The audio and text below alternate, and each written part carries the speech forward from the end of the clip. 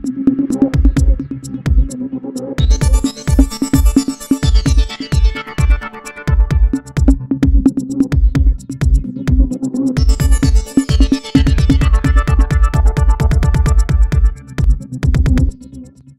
nonton nggak? Ada yang lagi viral di TikTok kalau nggak salah. Ini cerita soal praktek sekolah di sebuah SMA.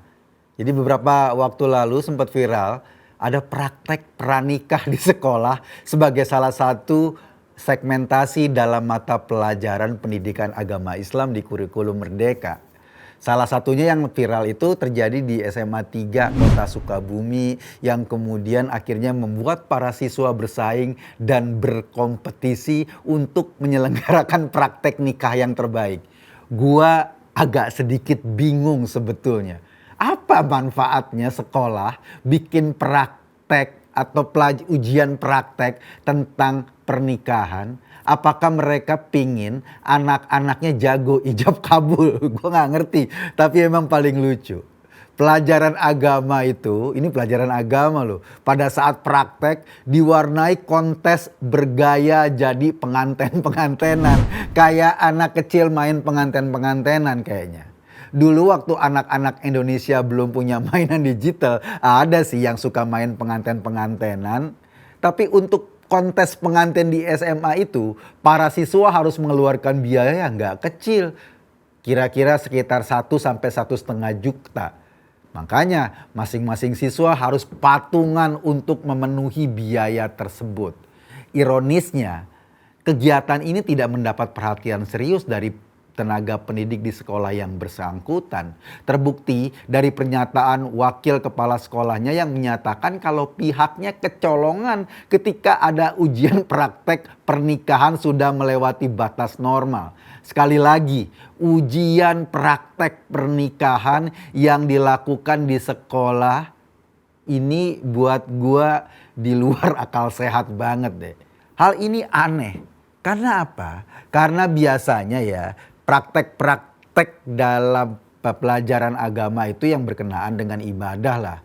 Misalnya praktek bacaan sholat, praktek memandikan jenazah, praktek tayamum, atau cara-cara yang berkenaan dengan ibadah. Kalau mau seru dan murah mungkin ya boleh praktek manasik haji misalnya. Itu masih masuk akal sehat. Tapi praktek kontes pengantin dengan asumsi bahwa ini adalah salah satu yang masuk dalam kurikulum agama tentang akad nikah dan prakteknya menjadi pengantin, gua nggak habis pikir ini pelajaran agama apa tata boga. Baru kali ini praktek akad nikah diimplementasikan di sekolah dengan tambahan aktivitas yang tidak memiliki nilai manfaat. Seperti misalnya sampai mengadakan foto-foto prawedding dan hajatan seperti simulasi pernikahan pada umumnya. Ini ada beberapa hal nih. Yang pertama mungkin siswanya diajarin bagaimana mereka jago dalam soal menikah. Yang kedua barangkali diajarin bagaimana menjadi wedding organizer yang baik. Nyusun tata cara dalam prosesi pernikahan. Untung aja prakteknya nggak sampai malam pertama. Kalau saja ini adalah praktek agama atau mata pelajaran agama, ya nggak sampai pada weddingan kali. Kan rukun nikah kita tahu, cuma ada beberapa yang syarat wajib pernikahan. Misalnya ada mempelai pria, mempelai perempuan, wali, saksi, ada ijab kabul. Jadi organ tunggal nggak termasuk rukun nikah. Jadi event organizer nggak termasuk rukun nikah. Tapi gue nggak tahu lah sebetulnya apa yang mau dicapai dari praktek seperti ini. Mengacu pada kurikulum Merdeka yang dikeluarkan oleh Kementerian Pendidikan, PAI atau Pendidikan Agama Islam memiliki pendekatan lain selain ceramah, yaitu meliputi diskusi interaktif misalnya, penelitian, pembelajaran bagi anak-anak, pemecahan masalah atau problem solving, praktek nyata hingga pelajaran yang kolaboratif. Meski ada poin praktek nyata, namun di sisi lain pembelajaran tersebut harusnya memberi manfaat bagi peserta didik atau bagi siswa. Kalau dalam konteks pelajaran agama, gua kok lebih cenderung misalnya praktek berkehidupan agama yang baik, praktek bagaimana kehidupan beragama berinteraksi dengan orang atau teman yang beragama lain, praktek toleransi beragama, itu jauh lebih penting ketimbang hal-hal yang sifatnya sangat individual. Oke, praktek memandikan jenazah, oke, boleh-boleh saja. Praktek bagaimana cara berwudu, oke, boleh-boleh saja. Tetapi yang jauh lebih penting bagaimana agama diimplementasikan dalam kehidupan sehari-hari. Bagaimana dia berinteraksi dengan teman-temannya, dengan orang yang sudah dewasa, dengan adiknya, dengan lingkungannya, dengan berpegang pada panduan-panduan agama. Sebab pada ujungnya agama adalah panduan moral. Agama adalah panduan perilaku, panduan akhlak, bukan cuma sekedar tata cara ibadah. Nah, kalau praktek tentang ijab kabul, gua agak bingung ini. Ini gurunya yang aneh atau memang mata pelajarannya yang penting kita kritisi?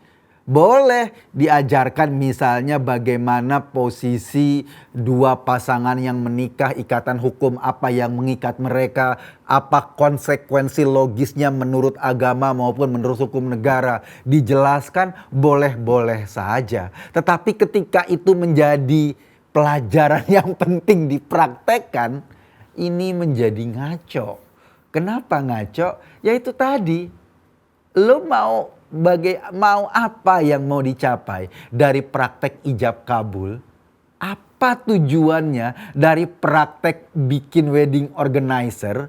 Apa tujuannya dari praktek foto-foto prewed? Apa harus kayak gitu? Kan nggak juga. Ini agak kebablasan dan tentu saja ini menjadi perhatian kita semua. Kita setuju bahwa yang namanya pelajaran atau siswa yang menerima pelajaran bukan cuma sekedar teori, tetapi juga mereka mampu mengimplementasikannya dalam kehidupan sehari-hari.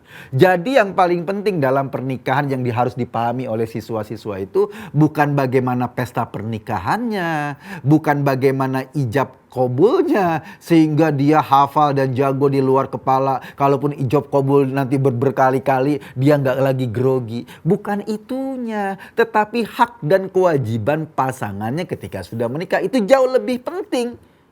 Tetapi bagaimana perlakuan pasangan pada saat dia membangun rumah tangga itu jauh lebih penting. Tetapi bagaimana ada kesetaraan gender dalam rumah tangga, bagaimana pembagian peran yang tidak melulu memisahkan pasangan ini dari sisi gendernya, itu juga jauh lebih penting ketimbang praktek-praktek yang lucu-lucuan kayak gini. Kalau gue sih berpikirnya bahwa pelajaran yang paling penting dari sekolah adalah apa manfaatnya yang bisa dipetik oleh anak didiknya dalam kehidupan nyata mereka. Apa yang bisa dibawa sebagai pelajaran untuk diterapkan dalam keseharian mereka. Bukan hore-horenya, bukan ijab kabulnya, bukan praktek pesta pernikahannya. Tetapi persiapan mental kalau kemudian mereka harus memasuki dunia itu. Apa hak dan kewajibannya. Dan bagaimana misalnya terjadi kekerasan rumah tangga. Bagaimana mereka bisa terhindar dari itu semua. Itu jauh lebih penting diberi penjelasan kepada siswa. Kisi-kisinya sehingga mereka bisa melihat persoalan dengan cara yang tepat untuk kehidupan sehari-harinya. Coba lo perhatikan deh. Praktek-praktek yang harus diajarkan di sekolah, apalagi berkenaan dengan pernikahan bukan cuma soal pestanya, tetapi soal hak dan kewajiban. bagaimana posisi mereka agar mereka bisa lolos dari kasus-kasus berat perceraian misalnya, atau dari kekerasan rumah tangga misalnya, atau dari pembagian fungsi-fungsi sosial yang tidak adil antara suami dan istri misalnya. Itu jauh lebih penting untuk diajarkan kepada siswa. Sekali lagi, bagi gua ini bagian dari lucu-lucuan praktek akad nikah atau ijab kabul atau pesta pernikahan yang dilakukan di SMA Sukabumi, SMA 3 Sukabumi. Kenapa ini lucu-lucuan? Karena jujur, gua nggak ngeliat apa urgensinya buat para siswa itu. Kecuali mereka sedang main penganten-pengantenan. Gue Eka Guntadi, terima kasih.